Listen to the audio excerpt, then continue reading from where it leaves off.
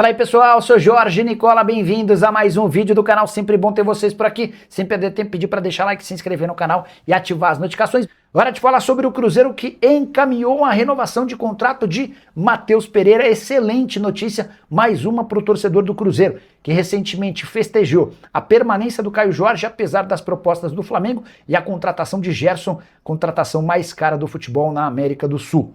As conversas entre Matheus Pereira e Cruzeiro avançaram e a expectativa é de que a assinatura de um novo vínculo aconteça nos próximos dias. O contrato atual se encerra em 30 de junho e desde o ano passado, Cruzeiro tentava sem sucesso a prorrogação do vínculo.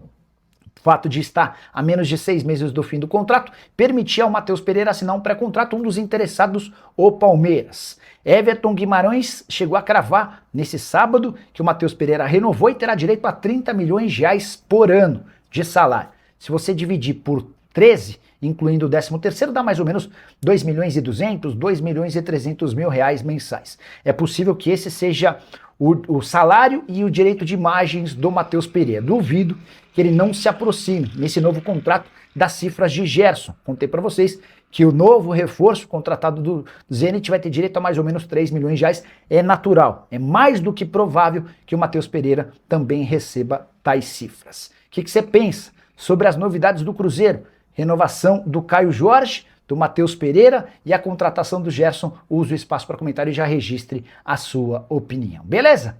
Bora te contar sobre o salário de Gerson no Cruzeiro. Dá para cravar que o Gerson será o jogador mais bem pago do elenco cruzeirense e estará entre os 5 mais bem pagos do país. Jogador comprado do Zenit por 27 milhões de euros terá direito a um salário pouco acima dos 3 milhões de reais mensais. Por que ele é o jogador mais bem pago do Cruzeiro, sendo que o Gabigol ganha 3 milhões e 450 mil.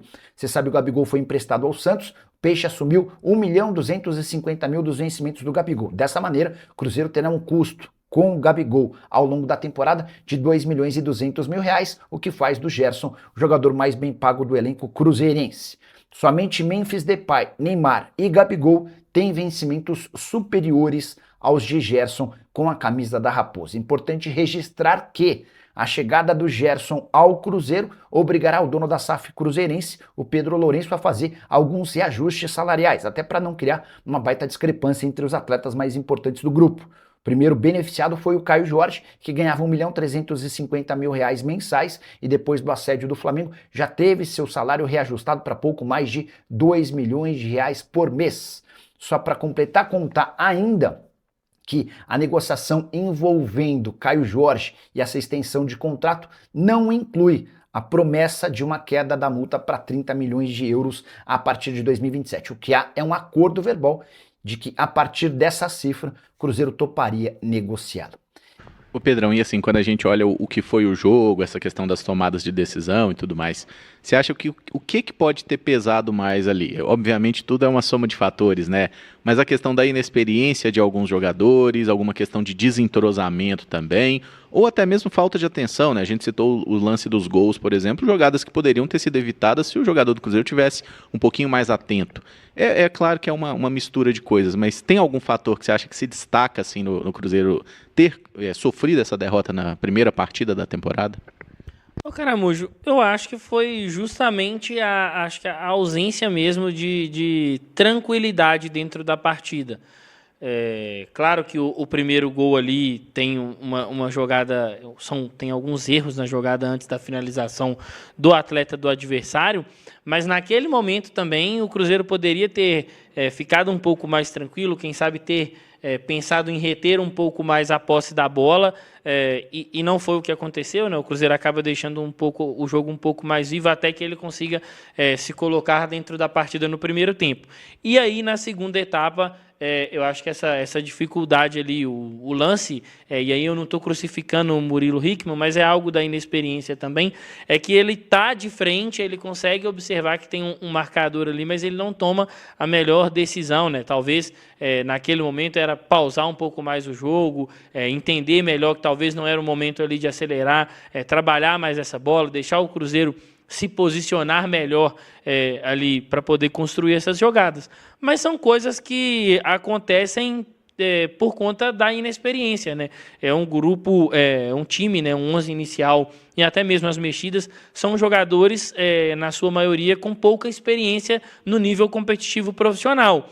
Por mais que o Pouso Alegre não seja uma equipe da primeira divisão, mas é um adversário com atletas que já vivenciam a rotina de um campeonato profissional há muito tempo. Então, acho que o que pesou hoje para o Cruzeiro foi esse fator inexperiência, e acho que não dá para a gente tirar dessa somatória, né, dessa equação, o fato de que é um time que ainda, como bem disse a Rafa, né, começou a treinar há uma semana, mesmo esse primeiro grupo do Cruzeiro. Então, são coisas, o campeonato estadual, ele é assim, e se a gente pedia tanto, e se a gente gostaria tanto que acontecesse essa integração, essa utilização das categorias de base no estadual, vai ser necessário entender e ter paciência com esse processo. É claro que é muito melhor que o processo ele seja vivenciado com vitória, seria o cenário ideal, mas não é assim, né? Na maioria das vezes não vai ser assim. Então, quando você entra com um grupo completamente jovem, né? E aí se você pega os jovens, que geralmente não acontece, né? Nessa rodada do campeonato estadual, antigamente eram alguns jovens pontuais, nesse jogo de hoje não, os jovens eram maioria, então é óbvio que a inexperiência ela vai pesar muito mais. Agora ver o que o Tite vai ter para falar aí sobre esse jogo, mas eu acho que é também tirar algumas lições do confronto de hoje, os jogadores em si, para pensar no confronto contra a Tombense já durante a semana. Caramujo, e talvez o Mateuzinho, que poderia ser uma experiência bem no meio campo, né, que é o coração do time, estrategicamente está no meio do campo, então podendo falar com a defesa, podendo falar com o ataque, talvez ser esse jogador, né, Pedro, de chamar a responsabilidade, de conversar com os atletas, de hora falar para acelerar, hora falar para cadenciar, ele sai muito cedo da partida, né? Eu imagino que o Tite será perguntado a respeito disso. Tá, estamos aqui já com as imagens, assim que o Tite tiver condição, vamos passar para o Léo na sala de coletiva do Mineirão. Mas uma pena, né, que mais uma vez ele não consegue completar uma partida que começa por uma questão física, a gente ainda não sabe a natureza da situação, saiu muito frustrado e acho que na montagem do time me parece ser uma figura ali no meio campo que carregaria um pouco essa responsabilidade, não só da bola nos pés, de auxiliar na construção, da ligação dessa defesa com o ataque, mas também de ser a figura da experiência nesse time tão jovem, e acabamos que perdemos isso com o quê? 15, 20 minutos do primeiro tempo, isso tem um peso também. Não, sem dúvida. Inclusive, quero aproveitar esse gancho para a gente falar dos jogadores mais experientes, porque se a gente olha dos titulares do Cruzeiro, só tinha um estreante, né? O Otávio, que fez a primeira partida dele no profissional. Os demais já tinham jogado em algum momento, mas você tem aqui Jonathan Jesus, João Marcelo, Matheus Henrique, Rian Guilherme, Japa e Rodriguinho, que não são mais jogadores com idade sub-20, já são jogadores adultos. E eu queria saber a avaliação de vocês, algum desses jogadores chamou a atenção positiva ou negativamente? O Caramujo, me chamou a atenção negativamente a atuação do Rodriguinho. É um atleta que, por estar ali, ser o mais experiente do setor ofensivo, que chamasse talvez mais a atenção, tivesse mais cuidado nas tomadas de decisão, até por ter mais experiência, não foi isso que eu acabei enxergando. E também, assim, aí não acho que foi um jogo ruim, tá?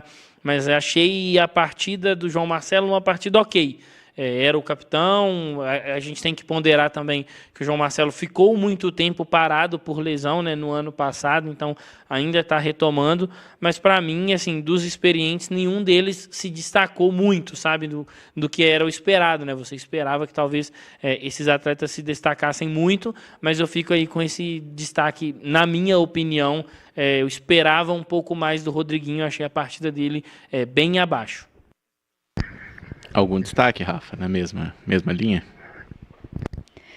Assim, eu gostei da partida do Japa, sabe? Precisou mudar ali de posição em algum momento, né? No segundo tempo ele vem fazer o volante mesmo, mas não sei se dá para usar a palavra destaque, né, Caramujo? Destaque é uma palavra realmente bem forte. Acho que os atletas ali da defesa, talvez eu esperava um pouco mais pela experiência e cometendo alguns erros, principalmente na saída de bola, né? Entendo que algumas questões são muito novas, a forma de sair jogando e tudo mais, mas esperava um pouco mais de segurança. E realmente esperava um pouquinho mais do Rodriguinho, assim, acho que é um atleta que, por ter voltado de empréstimo, estava no Ceará, né? Foi emprestado ao Ceará na temporada passada. Então, jogou a Série A pelo Ceará, teve essa rodagem, então era um atleta que, de repente, poderia ter chamado um pouco mais a responsabilidade. Acho que com a bola rolando, não conseguiu gerar tanto impacto no jogo, e nas bolas paradas também não acho que teve toda essa efetividade, né? Parecia ser o homem ali das bolas paradas, das cobranças de falta, mas acabou não sendo feliz. Então, é um jogo que, na realidade, assim, para sermos justos, é muito difícil de destacar qualquer um dos atletas, né? Mas a turma ali tá numa nota 5, numa nota 6, depende do seu humor lá no 6-1, né? Não, 6 não, porque 6 passa de ano, né? Cruzeiro hoje não passou de ano, não. Mas falando em anos, quem tem poucos anos de vida, Cauã Batistella, o outro estreante da noite, fez o primeiro jogo no profissional e a primeira contribuição em gol, né? Por mais que seja um escanteio, que talvez ele não queria jogar ali, como você pontuou muito bem, eu concordo, mas ele conseguiu cobrar o escanteio e deu origem a esse gol. Batistella é um jogador que sempre, quando ele apareceu ali no Cruzeiro, não, esse menino é diferente, 15 anos já apareceu ele treinando no profissional. Então a gente vê que é um garoto que tem muito talento. O que você acha que falta para o Batistella conseguir se firmar? Foi só o primeiro jogo, eu sei, mas é um jogador que ainda tem que apurar alguma questão ali de tomada de decisão, de parte física? Primeiro jogo e, na realidade, primeiros 20 minutos, né? Porque ele entra já bem na reta final da partida. Feliz por ele, porque acho que é importante dar confiança, né? Você estrear no profissional já com uma participação direta em gol, e aí, se foi sem querer ou não, se não foi exatamente o que ele queria fazer, o importante é que a bola entrou e foi gol. Acho que muito claramente, fisicamente, ele precisa ainda pegar um ritmo, e aí não é nem comparando com os atletas do Cruzeiro, né? Se você compara com os atletas do Pouso Alegre, você vê que existe uma diferença física entre o Batistella e os atletas adultos, né? Então, eu acho que faz parte do processo, assim como questões técnicas, questões táticas são apuradas com o tempo, as questões físicas também são, e aí é muito importante esse processo dele treinar com o profissional, né? Porque acredito que com o departamento, o staff todo ali do profissional, é algo que pode ser atacado, essa necessidade dele fisicamente estar mais apto para participar, inclusive de ter mais minutos, né, Caramujo, dentro do profissional. Porque talvez hoje ele não consiga fazer 90 minutos dentro de uma intensidade adequada de um jogo, sei lá, como esse que o Cruzeiro vai ter no Campeonato Mineiro. Mas deu sinais positivos, acho que encontrou um bom passe ali, que já na reta final do segundo tempo, tem a assistência, pouquíssimo tempo para avaliar o jogador. Normalmente, quando entra assim, lá no Regenerativo, eu não gosto nem de dar nota, porque acho que é muito pouco tempo para avaliar, mas feliz por ele por ter conseguido assistência, tenho certeza que dá mais confiança e moral para que ele consiga mais minutos na próxima partida, porque acredito que fora de casa o Cruzeiro vá também com uma equipe muito similar a essa, e acho que é um dos que aproveitou bem aí os minutos que teve, né? E quem aproveitou, inclusive nós elegemos aqui como craque Bulbo e Energia, foi o Fernando, né, Pedro? E assim, o Fernando, ele é um jogador que já teve algumas idas e vindas ao profissional, né? E aí não dá para ele culpar o Cruzeiro, né? Por ele não ter ficado em outras oportunidades, mas está recebendo essa oportunidade, e esse é um jogador que parece ter entendido o momento, né? A mentalidade de que talvez o Fernando com a camisa do Cruzeiro literalmente seja agora ou nunca. É isso, Caramujo. Acho que a sensação que ele me passou, da forma que ele entrou no jogo hoje, né, e como ele participou, é de que ele adquiriu, enfim, esse senso de urgência, né?